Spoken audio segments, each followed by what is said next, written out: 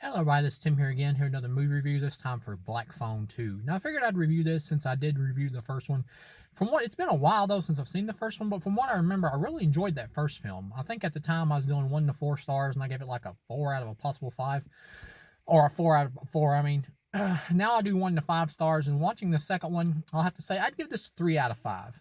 Now it's gotten some mixed reviews. Some people didn't like it as much, and it's not as good as the first one. It's not, and we didn't need a sequel to the first Black Phone. It told its story fully. It didn't need a sequel. In terms of this one, like as a movie, like if I was just grading this as a movie, it would be like a 2.5. It would be like a decent film, more like a rental.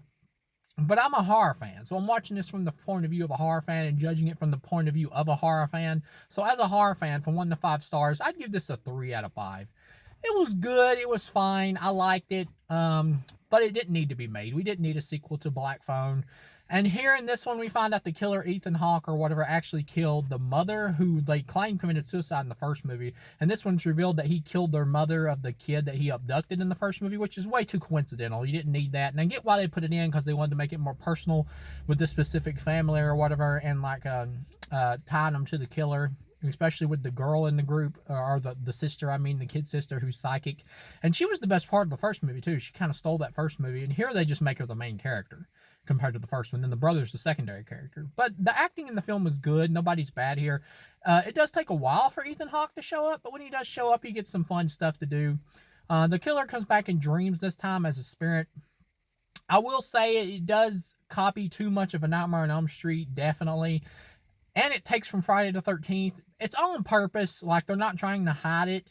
Because this movie takes place in the 80s, a few years after the first movie, the writer is deliberately trying to pay homage to the 80s like slasher flicks, the biggest ones, Nightmare on Elm Street and Friday the 13th, by having the movie take place at a camp that the killer used to work, where he actually murdered some kids. And their bodies are like buried in ice in barrels, and that's how he has power, like still, because I guess he's feeding off his victims or whatever as a spirit, and he's attacking people in their dreams now. Like he wants to kill the little sister to punish the brother who killed him. I get it.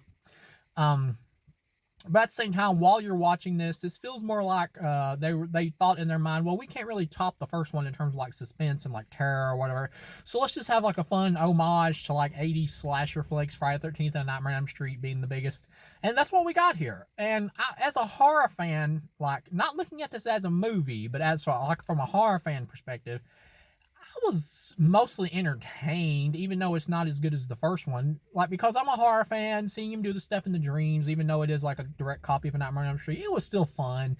Watching the sister like fly around or whatever at the camp and being floating around, kind of like Tina from the first Nightmare on Elm Street, it was still fun. I had fun with it. I've heard some people complain about like a body count, how like nobody at the camp gets killed, and it's true they don't. Like he does try to kill some of them, but they all survive by the end. But the first movie wasn't really about a body count either. It was more about the suspense and stuff. More of a thriller, really, with like kind of horror elements. Um, like I said, tying it back to the mother and all that, and having him also be the one that killed Ethan Hawke's character, also be the one that killed the mother. You didn't need that. You didn't. The girl in here who plays the psychic or whatever, the sister, she does a really good job. I liked her acting, and the guy, the brother, the same character from the first movie, he does a good job as well. None of the acting in here is bad. Um, Ethan Hawke's character, like at the end when he's fighting them on like the frozen lake or whatever, and he's actually like ice skating, that does feel definitely like something Freddy would do. It is a bit much when he's like ice skating around on the lake or whatever, the frozen lake. That is a bit much, but you could tell they were just trying to have fun at that point. I do like it though when he jumps and like kind of like does a flip or whatever, and like I believe it's a belt or some type of noose or whatever, and wraps around the brother's neck trying to choke him out. That was kind of cool. I like seeing like his zombified like dead corpse face after the mask is like taken off. That was kind of cool. Um, But yeah, by the end, they rescue the kids from the lake. That takes away his power, and like the spirits of the victims basically like rise up and grab him, and, like pull him down in the ice and take him back to hell.